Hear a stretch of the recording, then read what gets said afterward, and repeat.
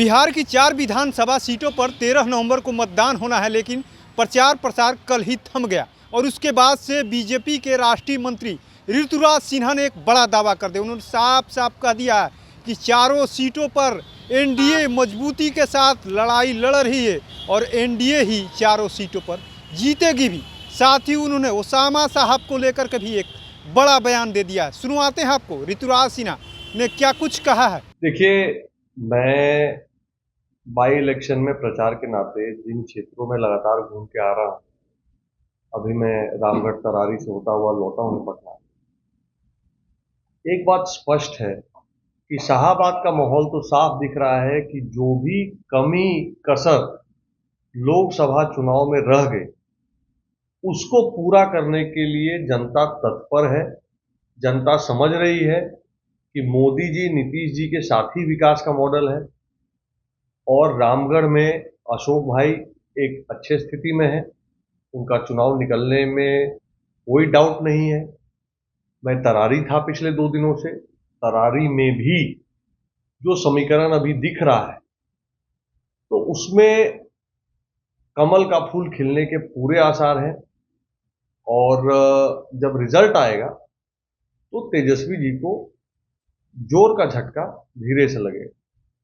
सुधाकर सिंह ने 300 बूथों पर लाठी लेकर अपने कार्यकर्ताओं को तैनात करने की बात की है।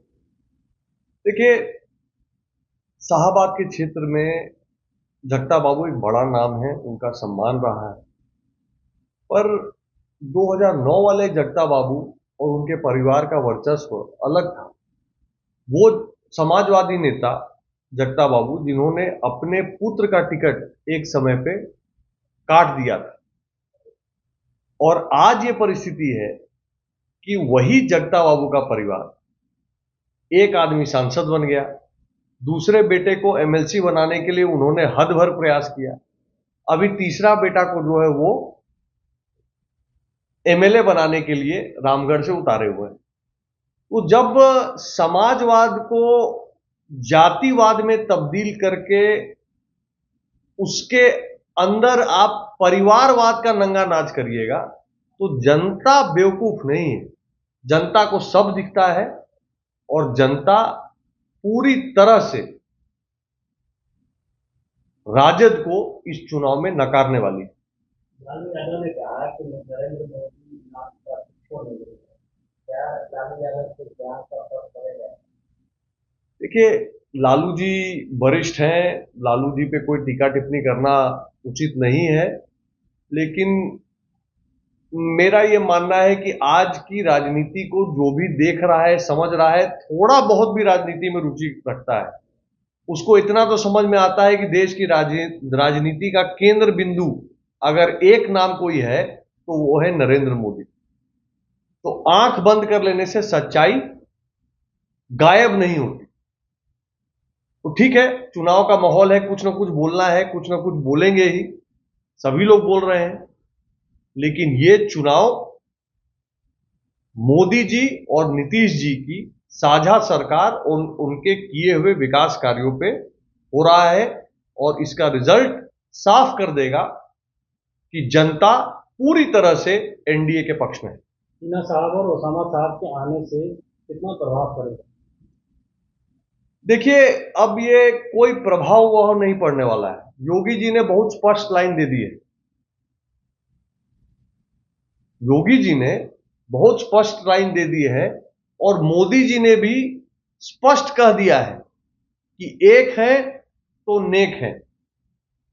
जब हिंदू समाज एकत्र होके सबका साथ सबका विकास एजेंडा लेके आगे बढ़ेगा तो कोई दूसरे आए माइनॉरिटी अपीजमेंट की राजनीति, उसका दिन अब लग चुका है।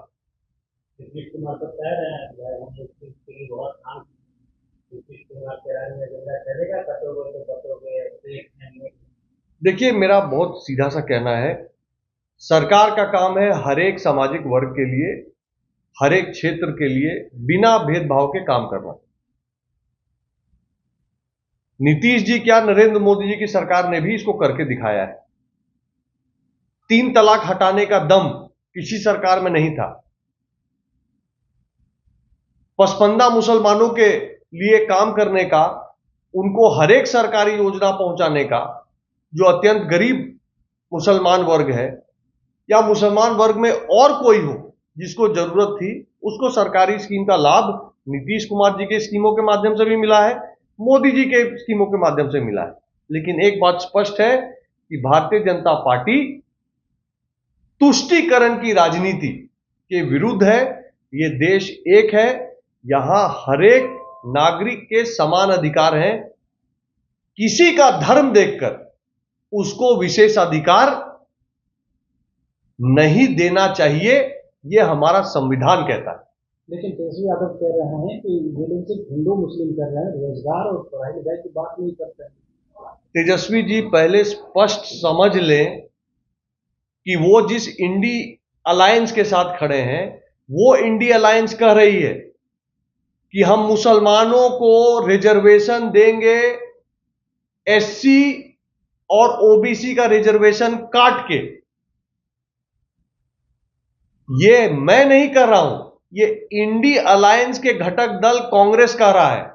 तेजस्वी पहले जवाब दें कि क्या तेजस्वी यादव जी इस बात से सहमत हैं कि ओबीसी वर्ग का रिजर्वेशन काट के उसका एक भाग मुसलमान को दे देना चाहिए? क्या धर्म के आधार पर रिजर्वेशन किसी को दिया जाना चाहिए? तेजस्वी जी पहले इस विषय पर अपना मत स्पष्ट करें। तो आपने सुना किस तरीके से ऋतुराज सिन्हा जो बीजेपी के राष्ट्रीय मंत्री हैं, उन्होंने साफ साफ कह दिया है कि ओसामा साहब के शामिल होने से कोई फर्क नहीं पड़ने वाला है। वहीं उन्होंने ये भी कहा है कि अब दिन लद चुके हैं, यानी उन्होंने पुराने दिनों को याद दिलाया है कि अब वैसे ही राजनीति नहीं चलने वाली है। साथ ही उन्होंने कहा है कि चारों सीटों पर एनडीए मजबूती के साथ चुनाव जीत रही है। तो ऐसे ही तमाम अपडेट से जुड़े रहने के लिए इनसाइडर लाइव देखते रहें।